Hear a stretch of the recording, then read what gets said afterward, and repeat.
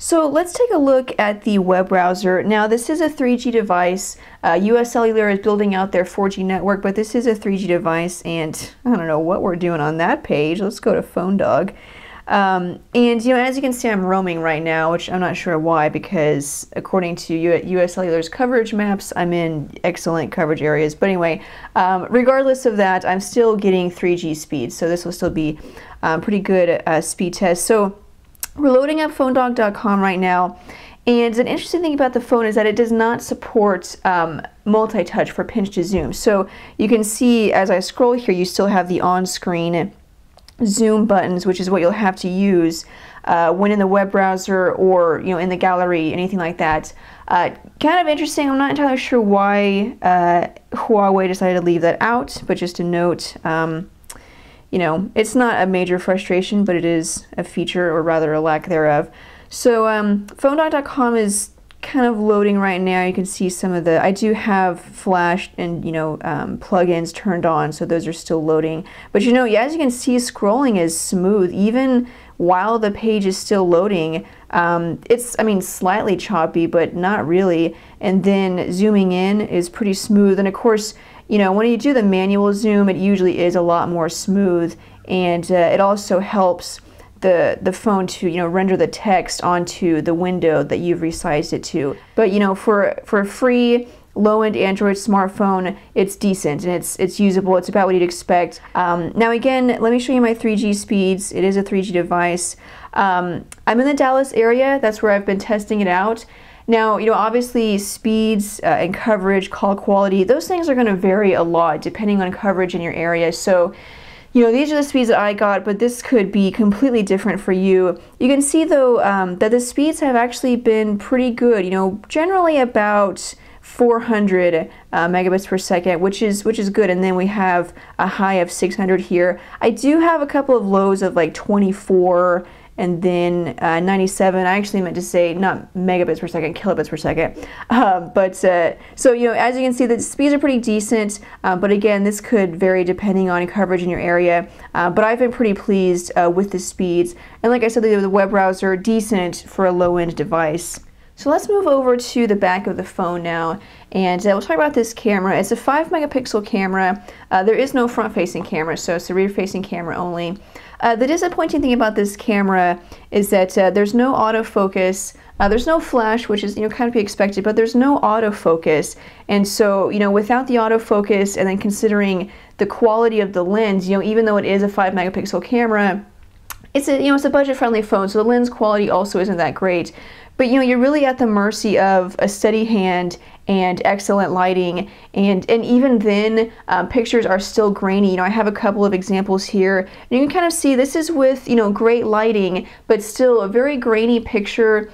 And then if you don't have good lighting, it's going to look even worse. Outside shots, as you can see, are great because you have sunlight, you have just the great color showing up. The detail is still kind of lacking, but for the most part, it does offer decent outside shots. But again, the lack of autofocus, and then the lack of and then having the cheap lens quality, it was kind of disappointing. Now, is that enough to make me not recommend the phone, considering that it is a low-end phone and it is free? Probably not, because like I said, this is pretty much the quality that you can expect with a low-end phone. However, that being said, and as I mentioned previously, US Cellular has other phones that are in this price range, or maybe $50 more, that will offer much better quality. So I don't necessarily think it's a huge negative for this particular phone, but then again, you can get better, and so I will say that. But I was generally disappointed by the camera. Even for a low-end phone, I did expect a little bit better. It does capture video, VGA quality video though, so really nothing impressive.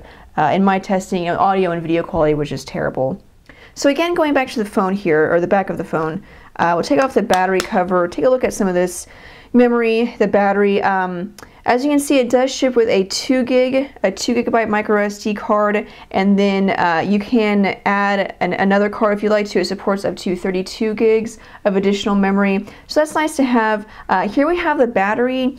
It is a 1400 milliamp hour battery, which is somewhat small. However, I figured since it's a low-end device, doesn't have a lot of processing power, the display is rather small and not a high resolution display, I kind of guessed that battery life would be decent. And on standby, with minimal use, basically of just having notifications running in the background, having it check my email, and then with widgets, but still not really using it too much, I did manage to get about a day and a half of use, if you like to call that use, because it's basically just things running in the background. But I did manage to get about a day and a half. But once I started using the device and testing, downloading apps, listening to music, sending emails, taking pictures, I did notice the battery drop significantly. I started out with 60%, and then within 20 to 30 minutes it dropped down. And again, battery life is one of those things that it is going to vary a lot depending on your usage habits. So as you can see, I have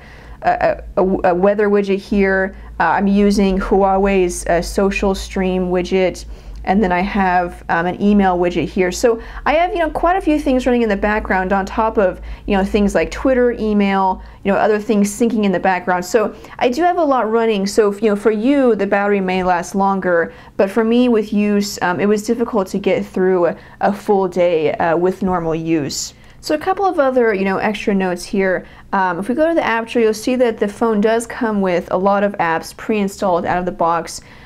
You have things like City ID, Documents to Go, Audible, an FM radio, Latitude, My Contacts Backup. You can see there's quite a few apps pre-installed out of the box, and you can't uninstall these apps.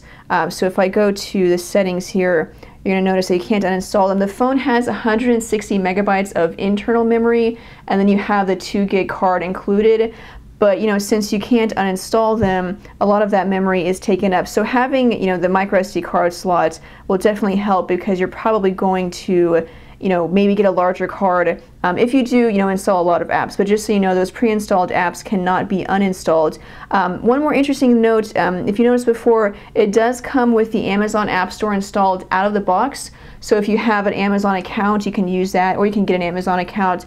These are Android apps that you get from the Amazon App Store. One of the nice features is that you do have the free app of the day. It's usually a paid app. You can get it for free. So kind of interesting that it comes with that out of the box. Now you do still have access to the official Android market. Go away.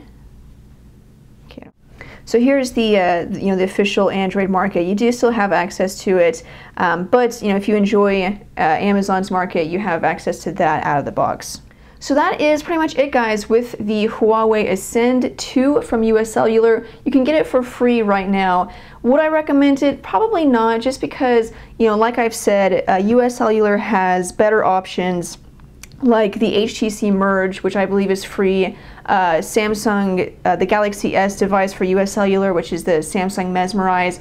Even though that phone is kind of old in cell phone years, the specs and the hardware is still much better than the Ascend II, and I believe it's only $50. So the Ascend II is a typical low-end phone with sluggish performance and not really anything impressive overall, but it's a great price.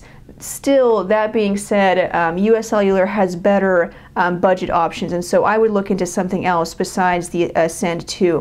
But there it is, guys. Keep it on phonedog.com. If you have any questions about this phone, you can send me a message or follow me on Twitter. My screen name is phonedog_Sydney. I will be posting my written review of the Ascend II. I may include some things I didn't have time to get to in the video review. But thanks, guys, for watching. I'm Sydney from phonedog.com, and I'll see you guys later. Bye.